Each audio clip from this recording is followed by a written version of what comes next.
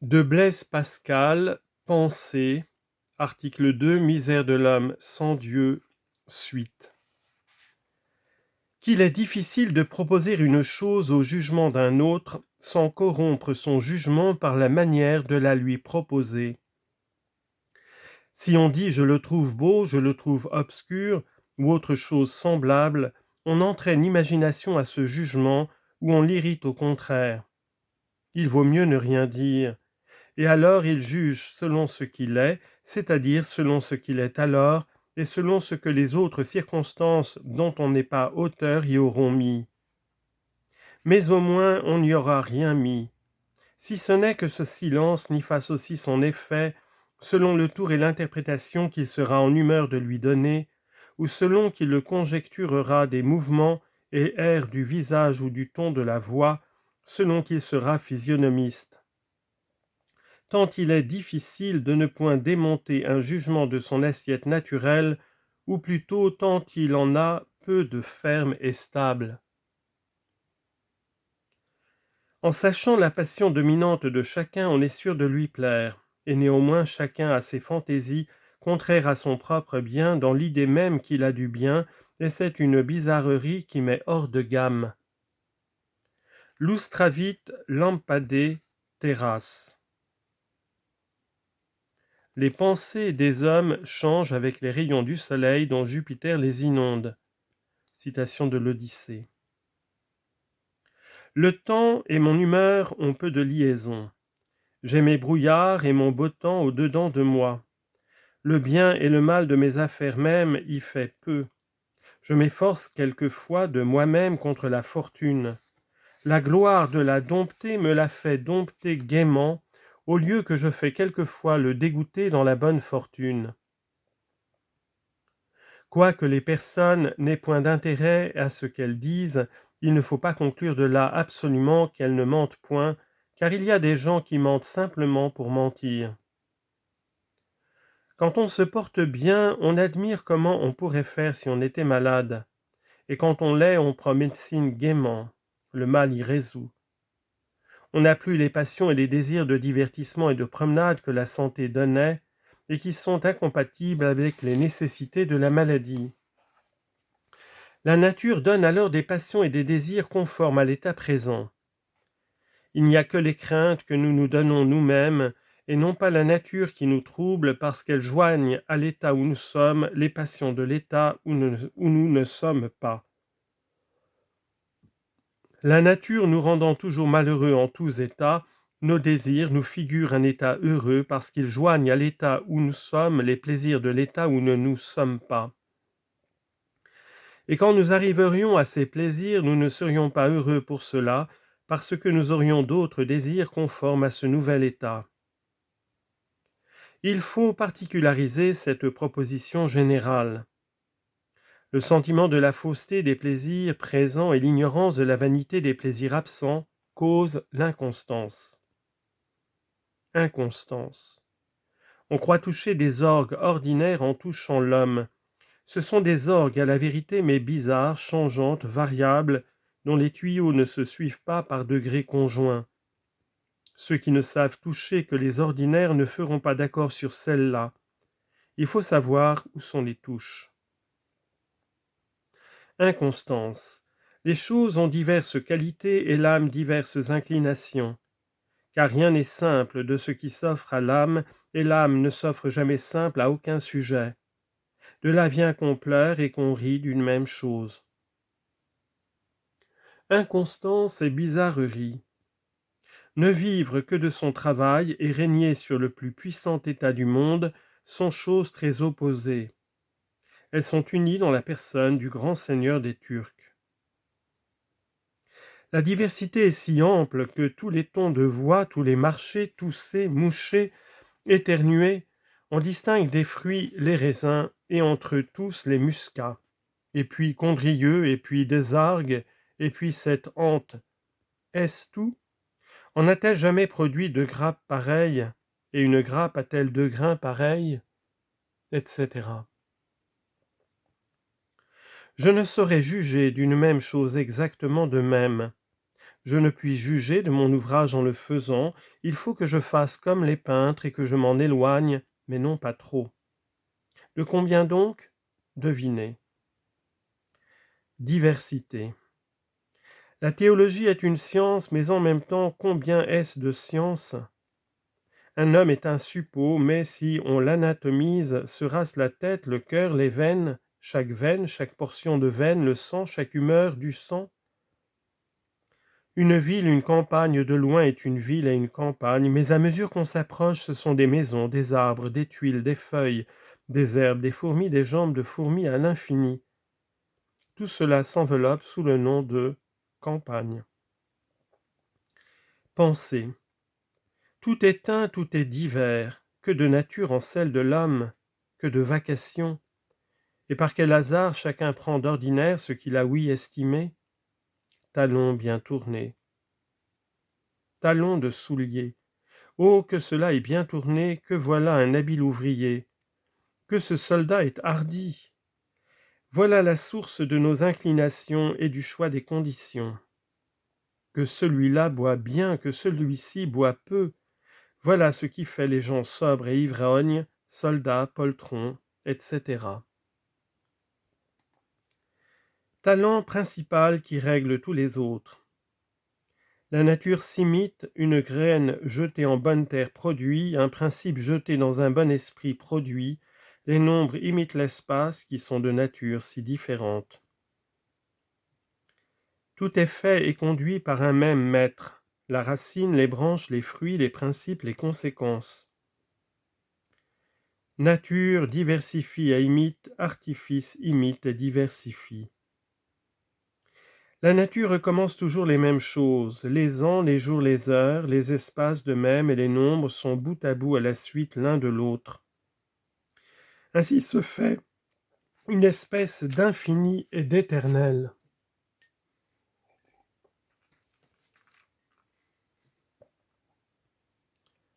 Ce n'est pas qu'il y ait rien de tout cela qui soit infini et éternel, mais ces êtres terminés se multiplient infiniment. Ainsi il n'y a, ce me semble, que le nombre qui les multiplie qui soit infini. Le temps guérit les douleurs et les querelles parce qu'on change, on n'est plus la même personne. Ni l'offensant ni l'offensé ne sont plus eux-mêmes. C'est comme un peuple qu'on a irrité et qu'on reverrait après 2 générations. Ce sont encore les Français, mais non les mêmes. Il n'aime plus cette personne qu'il aimait il y a 10 ans. Je crois bien, elle n'est plus la même, ni lui non plus. Il était jeune et elle aussi. Elle est tout autre. Il l'aimerait peut-être encore, telle qu'elle était alors. Non seulement nous regardons les choses par d'autres côtés, mais avec d'autres yeux, nous n'avons garde de les trouver pareilles. Contrariété. L'homme est naturellement crédule, incrédule, timide, téméraire. Description de l'homme, dépendance, désir d'indépendance, besoin. Condition de l'homme, inconstance, ennui, inquiétude. L'ennui qu'on a de quitter les occupations où l'on s'est attaché. Un homme vit avec plaisir en son ménage.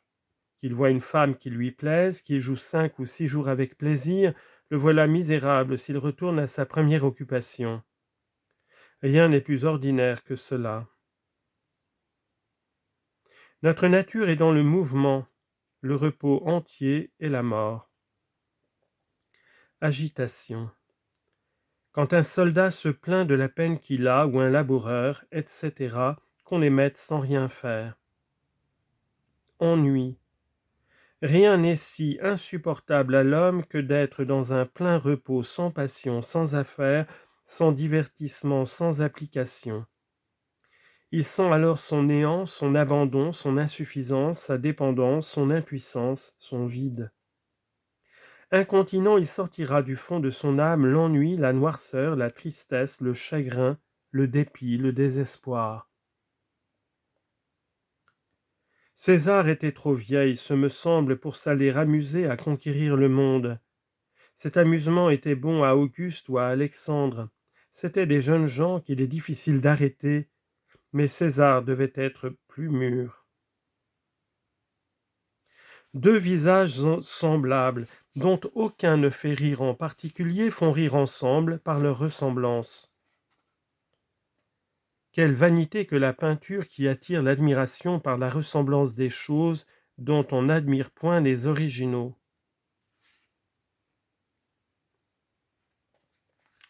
Rien ne nous plaît que le combat, mais non pas la victoire. On aime à voir les combats des animaux, non le vainqueur acharné sur le vaincu. Que voulait-on voir, sinon la fin de la victoire? Et dès qu'elle arrive, on en est saoul. Ainsi dans le jeu, ainsi dans la recherche de la vérité. On aime à voir dans les disputes le combat des opinions, mais de contempler la vérité trouvée, point du tout. Pour la faire remarquer avec plaisir, il faut la faire naître de la dispute. De même dans les passions. Il y a du plaisir à voir deux contraires se heurter, mais quand l'une est maîtresse, ce n'est plus que brutalité. Nous ne cherchons jamais les choses, mais la recherche des choses. Ainsi, dans les comédies, les scènes contentes sans crainte ne valent rien, ni les extrêmes misères sans espérance, ni les amours brutaux, ni les sévérités âpres. Peu de choses nous consolent parce que peu de choses nous affligent. Sans examiner toutes les occupations particulières, il suffit de les comprendre sous le divertissement. Homme naturellement couvreur et de toute vocation, hormis en chambre. Divertissement. Quand je m'y suis mis quelquefois à considérer les diverses agitations des hommes et les périls et les peines où ils s'exposent dans la cour, dans la guerre d'où naissent tant de querelles, de passions, d'entreprises hardies et souvent mauvaises, etc. J'ai découvert que tout le malheur des hommes vient d'une seule chose, qui est de ne savoir pas demeurer en repos dans une chambre. Un homme qui a assez de bien pour vivre, s'il savait demeurer chez soi avec plaisir, n'en sortirait pas pour aller sur la mer ou au siège d'une place. On achètera une charge à l'armée si chère que parce qu'on trouverait insupportable de ne bouger de la ville, et on ne recherche les conversations et les divertissements des jeux que parce qu'on ne peut demeurer chez soi avec plaisir. Mais quand j'ai pensé de plus près et qu'après avoir trouvé la cause de tous nos malheurs, j'ai voulu en découvrir la raison, j'ai trouvé qu'il y en a une bien effective qui consiste dans le malheur naturel de notre condition faible et mortelle, et si misérable que rien ne peut nous consoler lorsque nous y pensons de près. Quelques conditions qu'on se figure, si l'on assemble tous les biens qui peuvent nous appartenir, la royauté est le plus beau poste du monde. Et cependant, qu'on s'en imagine un accompagné de toutes les satisfactions qui peuvent le toucher, s'il est sans divertissement et qu'on le laisse considérer et faire réflexion sur ce qu'il est, cette félicité languissante ne le soutiendra pas, il tombera par nécessité dans les vues qui le menacent, des révoltes qui peuvent arriver, et enfin de la mort et des maladies qui sont inévitables. De sorte que, s'il est sans ce qu'on appelle divertissement, le voilà malheureux, et plus malheureux que le moindre de ses sujets, qui joue et qui se divertit. De là vient que le jeu et la conversation des femmes, la guerre, les grands emplois sont si recherchés. Ce n'est pas qu'il y ait en effet du bonheur, ni qu'on s'imagine que la vraie béatitude soit d'avoir l'argent qu'on peut gagner au jeu ou dans le lièvre qu'on court, on n'en voudrait pas s'il était offert. Ce n'est pas cet usage molle et paisible et qui nous laisse penser à notre malheureuse condition qu'on recherche, ni les dangers de la guerre, ni la peine des emplois, mais c'est le tracas qui nous détourne d'y penser et nous divertit. De là vient que les hommes aiment tant le bruit et le remuement, de là vient que la prison est un supplice si horrible. De là vient que le plaisir de la solitude est une chose incompréhensible. Et c'est enfin le plus grand sujet de félicité de la condition des rois, de ce qu'on essaie sans cesse à les divertir et à leur procurer toutes sortes de plaisirs. Le roi est environné de gens qui ne pensent qu'à divertir le roi et l'empêcher de penser à lui, car il est malheureux, tout roi qu'il est, s'il y pense. Voilà tout ce que les hommes ont pu inventer pour se rendre heureux, et ceux qui font sur cela les philosophes et qui croient que le monde est bien peu raisonnable de passer tout le jour à courir après un lièvre qu'ils ne voudraient pas avoir acheté, ne connaissent guère notre nature. Ce lièvre ne nous garantirait pas de la vue de la mort et des misères, mais la chasse qui nous en détourne nous en garantit. Le conseil qu'on donnait à Pyrrhus de prendre le repos qu'il allait chercher par tant de fatigue recevait bien des difficultés. Dire à un homme qu'il vive en repos, c'est lui dire qu'il vive heureux, c'est lui conseiller d'avoir une condition toute heureuse et laquelle il puisse considérer à loisir sans y trouver sujet d'affliction. C'est lui conseiller, ce n'est donc pas entendre la nature.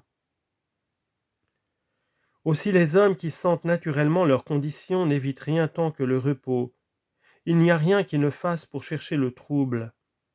Ce n'est pas qu'ils n'aient un instinct qui leur fait connaître que la vraie béatitude, la vanité, le plaisir de le montrer aux autres. Ainsi on se prend mal pour les blâmer. Leur faute n'est pas en ce qu'ils cherchent le tumulte s'ils ne le cherchaient que comme un divertissement, mais le mal est qu'ils le cherchent comme si la possession des choses qu'ils recherchent les devait rendre véritablement heureux, et c'est en quoi on a raison d'accuser leur recherche de vanité, de sorte qu'en tout cela, et ceux qui blâment et ceux qui sont blâmés n'entendent la véritable nature de l'homme. Et ainsi, quand on leur reproche que ce qu'ils recherchent avec tant d'ardeur ne saurait les satisfaire, s'ils répondaient comme ils devraient le faire s'ils y pensaient bien, qu'ils ne recherchent en cela qu'une occupation violente et impétueuse qui les détourne de penser à soi, et que c'est pour cela qu'ils se proposent un objet attirant qui les charme et les attire avec ardeur, ils laisseraient leurs adversaires sans répartie. Mais ils ne répondent pas cela parce qu'ils ne se connaissent pas eux-mêmes, ils ne savent pas ce que c'est que la chasse et non pas la prise qu'ils recherchent. La danse, il faut bien penser où l'on mettra ses pieds. Le gentilhomme croit sincèrement que la chasse est un plaisir grand et un plaisir royal, mais le piqueur n'est pas de ce sentiment-là. Ils s'imaginent que s'ils avaient obtenu cette charge, ils se reposeraient ensuite avec plaisir et ne sentent pas la nature insatiable de leur cupidité. Ils croient chercher sincèrement le repos et ne cherchent en effet que l'agitation. Ils ont un instinct secret qui les porte à chercher le divertissement et l'occupation au dehors qui vient du ressentiment de leur misère continuelle, et ils ont un autre instinct secret qui reste de la grandeur de notre première nature, qui leur fait connaître que le bonheur n'est en effet que dans le repos et non pas dans le tumulte. Et de ces deux instincts contraires, il se forme en eux un projet confus qui se cache à leur vue, dans le fond de leur âme, qui les porte à tendre au repos par l'agitation et à se figurer toujours que la satisfaction qu'ils n'ont point leur arrivera, si en surmontant quelques difficultés qu'ils envisagent, ils peuvent s'ouvrir par là la porte au repos. Ainsi s'écoule toute la vie. On cherche le repos en combattant quelques obstacles, et si on les a surmontés, le repos devient insupportable. Car où l'on pense aux misères que l'on a, ou à celles qui nous menacent. Et quand on se verrait même assez à l'abri de toutes parts, l'ennui de son autorité privée ne laisserait pas de sortir du fond du cœur, où il a des racines naturelles, et de remplir l'esprit de son venin. Ainsi l'homme est si malheureux qu'il s'ennuierait même, sans aucune cause d'ennui, par l'état propre de sa complexion. Et il est si vain qu'étant plein de 1000 causes essentielles d'ennui, la moindre chose comme un billard et une balle qu'il pousse suffisent pour le divertir. Mais direz-vous, quel objet a-t-il en tout cela? Celui de se vanter demain entre ses amis de ce qu'il a mieux joué qu'un autre. Ainsi les autres suent dans leur cabinet pour montrer aux savants qu'ils ont résolu une question d'algèbre qu'on aurait pu trouver jusqu'ici, et tant d'autres s'exposent au dernier péril pour se vanter ensuite d'une place qu'ils auront prise, et aussi sottement à mon gré, et enfin les autres se tuent pour remarquer toutes ces choses, non pas pour en devenir plus sages, mais seulement pour montrer qu'ils les savent. Et ceux-là sont les plus sots de la bande, puisqu'ils le sont avec connaissance au lieu qu'on peut penser des autres, qu'ils ne le seraient plus s'ils avaient cette connaissance.